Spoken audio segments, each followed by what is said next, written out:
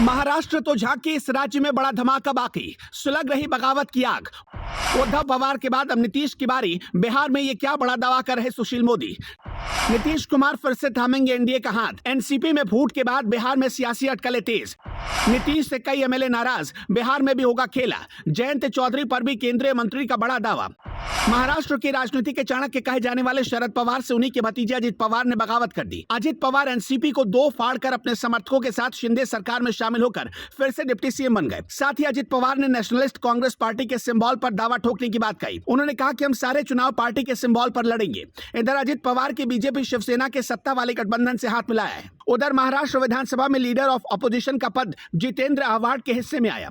आव्हाड अभी बची खुची पार्टी को वफादारी का सबक सिखा ही रहे थे कि केंद्रीय मंत्री रामदास आठवले ने बिहार को लेकर बहुत बड़ी बात कह दी। रामदास आठवले ने कहा कि अजित पवार जमीनी नेता है, उनके साथ एनसीपी है। शरद पवार और सुप्रिया सुले का खेल खत्म हो चुका है।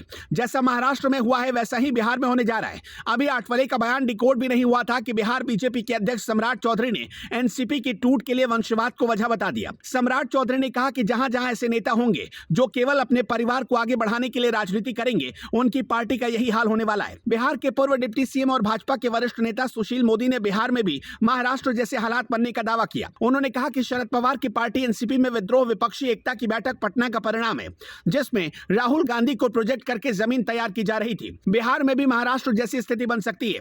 इसे भांपकर नीतीश कुमार ने विधायकों से अलग अलग 1-to-1 बात करना शुरू कर दिया। उन्होंने आगे कहा कि जेडीयू के विधायक सांसद न राहुल गांधी को स्वीकार करेंगे न तेजस्वी यादव को। पार्टी में भगदड़ की आशंका है। जेडीयू पर वजूद बचाने का ऐसा संकट पहले कभी नहीं था, इसलिए कुमार ने 13 साल में कभी विधायकों को नहीं पूछा। आज वो हर एक से अलग अलग मिल रहे हैं। इसके बाद तो बिहार की सियासत में उबाल आ गया है। पटना से संपूर्ण क्रांति पार्ट 2 की शुरुआत का सपना देख रही जेडीयू, आरजेडी और कांग्रेस ने बीजेपी पर एक साथ हमला बोल दिया। जेडीयू के राष्ट्रीय सचिव राजीव रंजन ने कहा कि महाराष्ट्र से उत्साहित होकर अगर बीजेपी बिहार में टांग अड़ाने की कोशिश करेगी तो लोकसभा चुनाव में सभी 40 सीटें हार जाएगी। जनता करारा जवाब देगी। हर दल में एकनाथ शिंदे को खोजना भाजपा की सियासी फितरत है। आरजेडी जेडीयू एकजुट है, साथ है, इसलिए भाजपा डरी हुई है। बीजेपी की मुश्किल बढ़ जाएगी। वहीं आरजेडी सांसद मनोज झा ने कहा कि पीएम मोदी ने एनसीपी में टूट की स्क्रिप्ट खुद लिखी। महाराष्ट्र में 9 मंत्री एनसीपी कोटे से बने। अजित पवार डिप्टी सीएम बने। ये इन लोगों का खुद का निर्णय नहीं है। भ्रष्टाचार के आरोपों में घिरे नेताओं के पीछे जांच एजेंसियों को लगाकर रखा गया, दबाव बनाया गया। पीएम मोदी भोपाल में ही बोले थे, किसी भी भ्रष्टाचारी को नहीं छोड़ेंगे। महाराष्ट्र के पॉलिटिकल डेवलपमेंट पर पटना से लेकर दिल्ली और मुंबई तक मचा सियासी घमासान बेमानी नहीं है। दरअसल दावा किया जा रहा है कि एनसीपी की तरह जेडीयू में भी बगावत की आग सुलग रही है। ये दावा एनडीए के साथी चिराग पासवान ने किया है, जो नीतीश की पार्टी में टूट की भविष्यवाणी कर रहे हैं। एलजेपी अध्यक्ष चिराग पासवान ने कहा कि मुख्यमंत्री नीतीश को डर लग रहा है।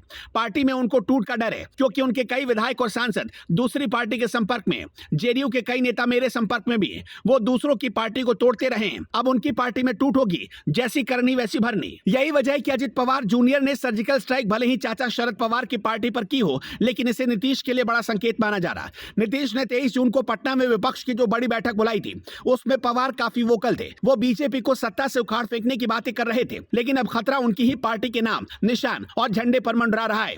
केंद्रीय मंत्री रामदास आठवले ने महाराष्ट्र की तरह बिहार में भी सियासी उलटफेर का दावा किया। उन्होंने कहा कि महाराष्ट्र में जैसा हुआ, जल्द ही बिहार में ऐसी स्थिति पैदा हो सकती है।